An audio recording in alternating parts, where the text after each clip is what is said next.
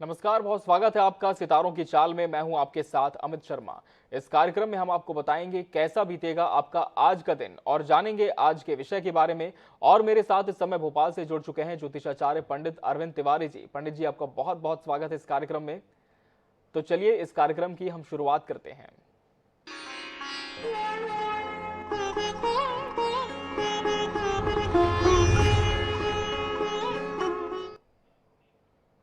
सबसे पहले जान लेते हैं कि आज का पंचांग क्या कहता है। पंडित जी, क्या है आज का पंचांग और ग्रह गोचर? बिल्कुल, आईएनएच 24/7 के सभी दर्शकों को मेरा बहुत बहुत नमस्कार। और जो भी दर्शक जिस प्लेटफॉर्म पे मुझे देख पा रहे हैं, उन सभी को भी मेरा बहुत बहुत नमस्कार। बिल्कुल, हम शुरुआत करते हैं आज के पंचांग को लेकर। तो आज का पंचांग कुछ इस प्रकार से बनता है। आज 26 जुलाई 2022 का दिन है।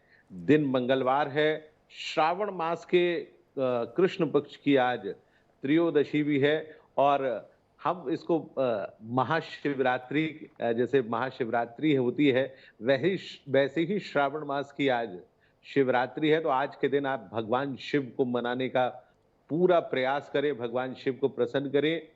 तो आज त्रयोदशी तिथि है। विक्रम संवत 2079 वर्तमान में चल रहा है। शक संवत 1944 है। आज का जो राहु काल रहेगा वो कुछ इस प्रकार से है। दोपहर में 3 बजे से 4:30 बजे के बीच में राहु काल रहेगा। तो आप इस दौरान कोई भी शुभ कार्य ना ही करें, वो बेहतर होगा।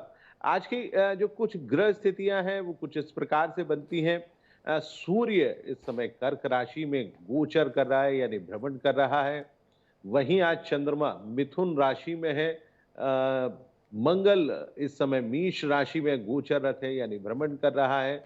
वहीं बुध ग्रह इस समय कर्क राशि में है, जो कि कल से उदय हो जाएगा। अभी बुध सूर्य के साथ चल रहा था, जिसको हम लोग कहते हैं कि अस्त हो जाता है। तो कल से बुध उस अस्त होगा। तो जो बुध प्रधान, यानी जिनकी राशि बुध से प्रभावित है, उनके लिए बहुत ही लाभकारी और बड़ा श्रेष्ठ कर साबित होने वाला है। इसके बाद गुरु इस समय मीन राशि में है, यानी अपने स्वयं की राशि में भ्रमण कर रहे हैं। वहीं शुक्र इस समय आज चंद्रमा के साथ, यानी मिथुन राशि में भ्रमण कर रहा है। राहु इस समय मीष राशि में है। केतु इस समय तुला राशि में है। और सबसे महत्वपूर्ण चीज, शनि वक्री गति से अपनी स्वयं की राशि यानी मकर राशि में गोचररत है। बिल्कुल, तो ये था आज का पंचांग और ग्रह गोचर। और हम दर्शकों को बता दें कि हमारी फोन लाइन्स खुल चुकी हैं। स्क्रीन पर लगातार इस कार्यक्रम के दौरान हमारे नंबर्स फ्लैश होते रहेंगे। किसी भी समस्या का ज्योतिषीय समाधान आप चाहते हैं, पंडित जी से कोई प्रश्न आप पूछना चाहते हैं, तो स्क्रीन पर दिए जा रहे नंबर्स पर आप फोन कर सकते हैं और पंडित जी से अपना प्रश्न पूछ सकते हैं। बढ़ते हैं आज के विषय की ओर। आज हम बात करने जा रहे हैं कि सूर्य और शनि किस तरह से मिलन करके मिलकर समसप्तक दुर्लभ योग बनाने जा रहे हैं। पंडित जी, आपसे जानना चाहेंगे कि सूर्य और शनि का ये मिलन कब होने जा रहा है और किस तरह का ये योग देखने को मिलेगा? बिल्कुल, देखिए, हमारे दर्शकों को हम रोज एक नित नया विषय बताते हैं, ज्योतिष से जुड़ी हुई चीजों की जानकारियां देते हैं। तो आज हम समसप्तक योग की बात करते हैं।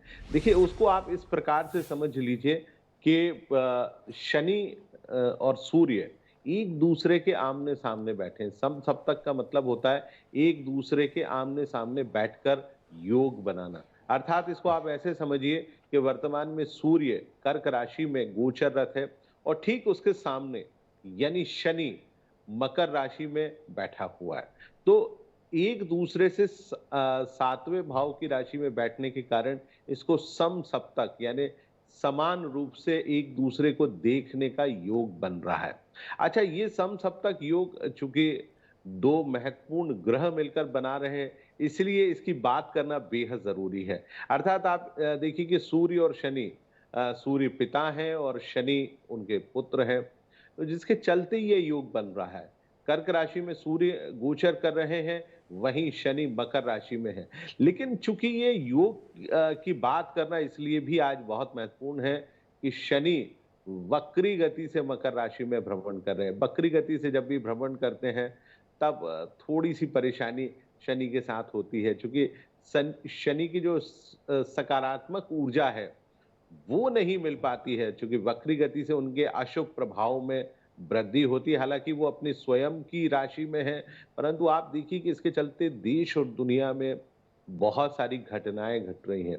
सबसे पहली घटना मैं आपको हिंदुस्तान में ही बता देता हूँ। भारतवर्ष में आप देखिए कि इस समय कई जगह जल प्रलय आया हुआ है, कई जगह देखेंगे आप बहुत ज्यादा बाढ़ है, यानी पानी अत्यधिक रूप से भरा हुआ है। क्योंकि सूर्य कर्क राशि में है। जब भी सूर्य मिथुन राशि, कर्क राशि और सिंह राशि में भ्रमण करते हैं, तो वर्षा, अतिवृष्टि होती है और बहुत ज्यादा बारिश होती है। परंतु यदि शनि सूर्य को देखने लगे, तो परिस्थितियां क्या निर्मित होती हैं कि कई मामलों में कई जगह बहुत ज्यादा बारिश होगी और कई जगह बिल्कुल बारिश नहीं होगी, यानी सूखा होगा।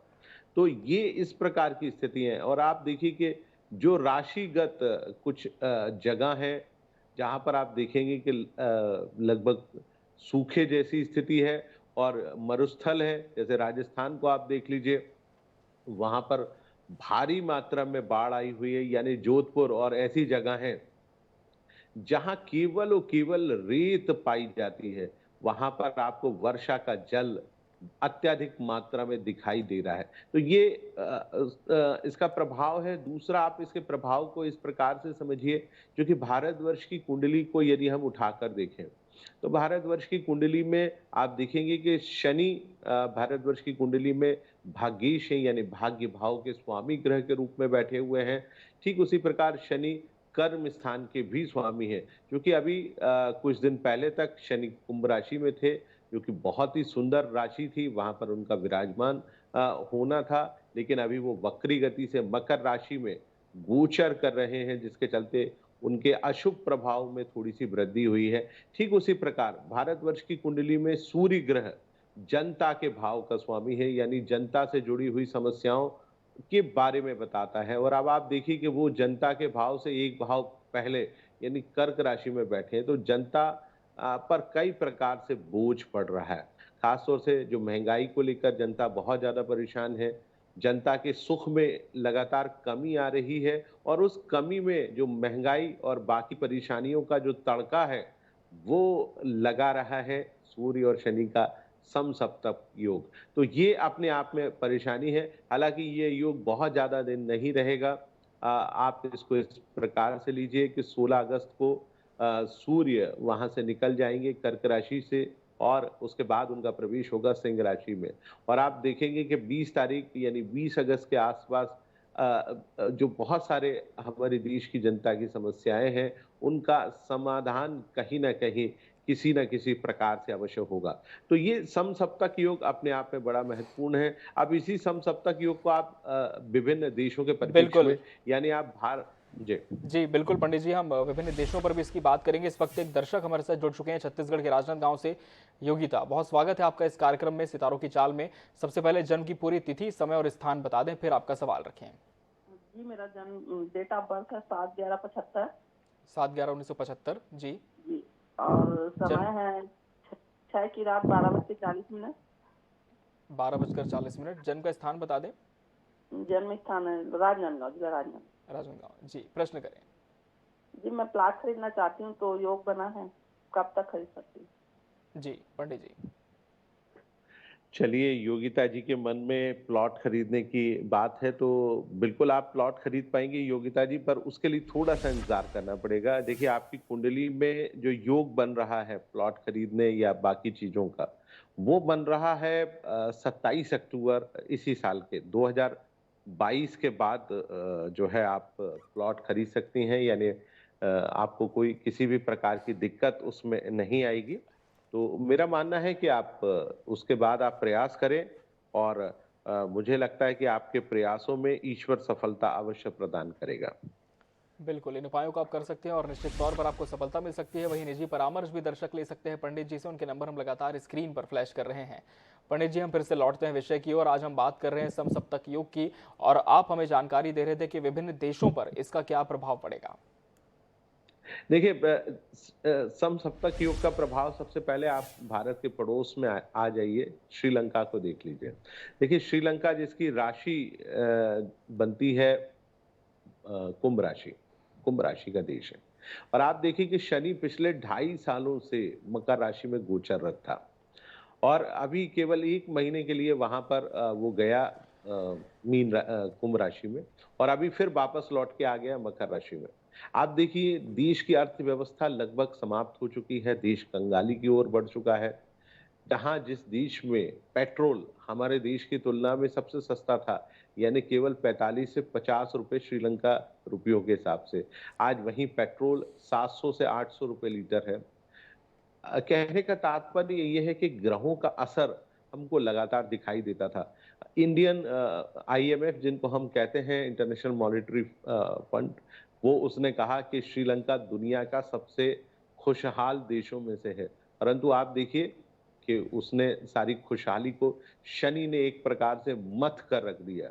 ना वहाँ अर्थव्यवस्था बची है, जनता सड़कों पर घूम रही है और जो वर्तमान में इस समय राष्ट्रपति हैं, प्रधानमंत्री हैं, उनके खिलाफ भी जनता एक प्रकार पुनः आंदोलित है। ठीक उसके उलट आप आ जाइए पाकिस्तान को आप देख लीजिए। पाकिस्तान ये समसप्तक योग अभी चूँकि 3 से 4 दिन पूर्व ही बना कि जब कर्क राशि में प्रवेश हुआ सूर्य का। तो आप देखिए कि वहाँ भी परेशानियाँ लगातार बन रही हैं, डेडलॉक की स्थिति है, वहाँ की कानून व्यवस्था लगभग ठप पड़ी हुई है। देश में सरकार की और अदालत के बीच में एक बहुत प्रकार का युद्ध चल रहा है। वहाँ पाकिस्तान में जो पंजाब है, जैसे हमारे यहाँ पंजाब है, वहाँ के मुख्यमंत्री को हटाने को लेकर बहुत सारी समस्याएं चल रही हैं। ये तो अपनी जगह है, लेकिन आर्थिक रूप से पाकिस्तान भी श्रीलंका के रास्ते पर चल रहा है, क्योंकि शनि वक्री गति से मकर राशि में गोचररत है और उसके ऊपर सूर्य की दृष्टि पड़ रही है। तो आप देखिए कि उसको जो आर्थिक रूप से मदद मिलना चाहिए विभिन्न देशों से, विभिन्न संस्थाओं से, उसके मिलने में लगातार देरी हो रही है। तो आप देखिए कि पाकिस्तान में परेशानी है। पाकिस्तान से उलट हम एक और पड़ोसी देश की बात कर लेते हैं, बांग्लादेश। वहाँ की भी स्थितियाँ कमोबेश नाजुक हो चुकी हैं। आर्थिक रूप में वो भी बदहाली की ओर आगे बढ़ रहा है। आने वाले 6 से 8 महीनों में बांग्लादेश की स्थिति भी पाकिस्तान के जैसी होने वाली है। फिर आप इसके उलट आ जाइए, हमारे एक और पड़ोसी देश मालदीव पे आ जाइए। वहाँ की अर्थव्यवस्था भी लगभग खस्ता-हाल है। उनके ऊपर भी कर्जा बढ़ता चला आ रहा है और इस समसप्तक योग के चलते मालदीव भी आने वाले दिनों में डिफाल्टर स्टेट की श्रेणी में आ जाएगा। एक और पड़ोसी देश नेपाल और भूटान की तरफ भी आप देख लीजिए। नेपाल जिसकी वृश्चिक राशि है, अभी चूंकि पराक्रम भाव में शनि वक्री गति से बैठा हुआ है, इसलिए अभी 3 महीने बहुत ज्यादा तंग नहीं करेगा। लेकिन 23 नवंबर के बाद जैसे ही शनि का गोचर कुंभ राशि की ओर आगे बढ़ेगा, वैसे ही शनि नेपाल की अर्थव्यवस्था को भी खस्ता हाल कर देगा। तो कुल मिलाकर इन ग्रहों का प्रभाव न केवल जनता के ऊपर पड़ता है, अपितु देश और दुनिया के ऊपर भी पड़ता है। चूंकि भारत की अर्थव्यवस्था और भारत की चीजों को बढ़ाने के लिए इस समय अर्थव्यवस्था का जो कारक ग्रह है गुरु, वो इस समय बैठा हुआ है मीन राशि में। और भारत की कुंडली में गुरु का मीन राशि में बैठना भारत के लिए बहुत शुभ साबित होने वाला है। भारत की अर्थव्यवस्था उन देशों की तुलना में बहुत महत्वपूर्ण और बहुत मजबूती से आगे बढ़ेगी। तो कुल मिलाकर ये कहा जा सकता है कि समसप्तक योग के कारण देश और दुनिया में इस समय कष्ट की स्थिति निर्मित हो चुकी है। बिल्कुल पंडित जी, वही अगर हम बात करें विभिन्न राशियों पर, तो उनका क्या असर इस पर हो सकता है? देखिए, बिल्कुल मैं विभिन्न राशियों पर इसके प्रभाव को एक-एक करके बताने का प्रयास करता हूँ। सबसे पहले बात कर लेता हूँ मेष राशि से। तो मेष राशि वाले जातकों के ऊपर इस समसप्तक योग का कोई बहुत बुरा प्रभाव नहीं पड़ रहा, क्योंकि मेष राशि से हालाँकि चौथे भाव में इस समय कर्क राशि का सूर्य बैठा हुआ है। परंतु मेष राशि से दशम भाव में इस समय शनि वक्री गति से भ्रमण कर रहा है, यानी दशम भाव में बैठा है, तो मेष राशि के ऊपर बहुत ज़्यादा अशुभ प्रभाव वर्तमान में दिखाई नहीं दे रहा है। तो आप के लिए बहुत खुशखबरी है मेष राशि वाले जातक। वहीं वृषभ राशि वाले जातकों के लिए हम बात कर लेते हैं। तो वृषभ राशि वाले जातकों के लिए ये समसप्तक योग, चूंकि कर्क राशि पराक्रम भाव में है और शनि भाग्य स्थान में दे बैठा हुआ है तो कहीं ना कहीं भाग्य में अवरोध आ रहे हैं, बहुत ज्यादा कार्य बन नहीं पा रहे हैं। मानसिक तनाव, चूंकि कर्क राशि में सूर्य बैठा हुआ है, और शनि उसको लगातार देख रहा है, तो बहुत ज़्यादा मानसिक तनाव की स्थिति है। धन को लेकर भी कहीं न कहीं परेशानी निर्मित हो रही है, तो वृषभ राशि वाले जातक भी थोड़ा ध्यान रखें और धैर्यपूर्वक कार्य करें। अगली राशि की हम चर्चा करते हैं, वो है मिथुन राशि। मिथुन राशि वाले जातकों के लिए ये समसप्तक योग बहुत बेहतर नहीं कहा जा सकता, चूँकि अष्टम भाव में शनि है और द्वितीय भाव में सूर्य है, तो घरेलू परेशानियाँ, धन को लेकर परेशानियाँ, ये सारी परेशानियाँ लगातार बनी रहेंगी। तो थोड़ा ध्यान रखें, परेशानियों से बचने की कोशिश करें। अगली राशि यानी कर्क राशि की मैं चर्चा कर लेता हूँ। तो कर्क राशि वाले जातकों के लिए, चूँकि कर्क राशि में ही सूर्य बैठे हुए हैं और ठीक सप्तम भाव में जो राशि है, वो राशि है शनि की, यानी शनि वक्री गति से देख रहा है, तो भारी मानसिक तनाव, कोई भी काम-काज सही प्रकार से नहीं हो रहा, वैवाहिक संबंध, प्रेम संबंधों इत्यादि में कहीं न कहीं बहुत ज़्यादा परेशानियों का अनुभव कर्क राशि वाले जातक लगातार कर रहे हैं। इसके बाद की जो राशि बनती है वो है सिंह राशि। सिंह राशि वाले जातकों का समय हालाँकि ठीक है, क्योंकि शनि छठे भाव में आ गया है, तो आपके विरोधियों को परेशान करता रहेगा, मन को शांत रखेगा। लेकिन चूँकि लग्नेश 12वें भाव में, तो स्वास्थ्य को लेकर परेशानी हो सकती है। वाहन थोड़ा सावधानी से चलाएँगे तो निसंदेह आपको बहुत लाभ की प्राप्ति होगी। इसके बाद हम बात करते हैं कन्या राशि वाले जातकों के लिए। तो कन्या राशि वाले जातकों के लिए इस समय समसप्तक योग बेहद शानदार है। चूँकि एकादश भाव में सूर्य बैठा है, लेकिन पंचम भाव में शनि है, तो वो शिक्षा, प्रतियोगिता, बाकी के जो दीगर कार्य हैं, उनमें कहीं न कहीं वो आपको परेशान कर रहा है। तो आप शासन और शासन से जुड़े हुए कार्यों को करने से बचिएगा। पिता को लेकर परेशानी हो सकती है, संतान को लेकर परेशानी हो सकती है, तो थोड़ा ध्यान रखें, धैर्यपूर्वक काम करें। अगली राशि जो आती है वो है तुला राशि। तुला राशि वाले जातकों के दशम भाव में इस समय सूर्य बैठा हुआ है कर्क राशि में, और ठीक चौथे भाव में शनि वक्री गति से है। सुख में कमी लाएगा, माता को लेकर कष्ट देगा, कार्य क्षेत्र में अवरोध उत्पन्न करेगा। चूंकि आय भाव का स्वामी दशम भाव में बैठा है, तो आय तो होगी, कार्य क्षेत्र भी होगा, परंतु उतना बेहतर नहीं होगा जितनी की आप अपेक्षा कर रहे हैं। बात करते हैं वृश्चिक राशि वाले जातकों की। तो वृश्चिक राशि वाले जातकों की कुंडली में जो परिस्थितियां हैं, वो भी बहुत बेहतर है, क्योंकि पराक्रम भाव में शनि है और भाग्य स्थान में सूर्य है। तो ये अपने आप में आपके लिए बहुत महत्वपूर्ण है। आपके कार्यों में कहीं न कहीं वो बहुत ज़्यादा वृद्धि करेगा, कामकाज में बहुत बेहतरी लाएगा, मन को प्रसन्न बनाए रखेगा। इसके बाद की जो राशि की बात करते हैं, वो है धनु राशि। तो धनु राशि वाले जातकों की जो स्थितियाँ हैं, क्योंकि धनु राशि से इस समय सूर्य का गोचर हुआ है। वो गोचर हुआ है अष्टम भाव में, सूर्य चला गया है, और शनि द्वितीय भाव में बैठा है, तो स्वास्थ्य को लेकर परेशानी हो सकती है, काम-काज को लेकर परेशानी हो सकती है, तो कहीं न कहीं आपको वो तकलीफ अवश्य देता रहेगा। बात करते हैं अगली राशि यानी खुद मकर राशि की। तो मकर राशि में ही शनि बैठा हुआ है और जी। 7वें भाव में सूर्य है। तो इस समय प्रेम संबंधों और वैवाहिक संबंधों के लिए समय बहुत बेहतर नहीं है। जी, पंडित जी, अब हम कार्यक्रम के अंतिम चरण में हैं और हम बात कर लेंगे दैनिक राशिफल की। शुरुआत कर लेते हैं मेष राशि के साथ। बिल्कुल, मेष राशि वाले जातकों का समय आज भी बढ़िया बना हुआ है, समय काफ़ी बेहतर है।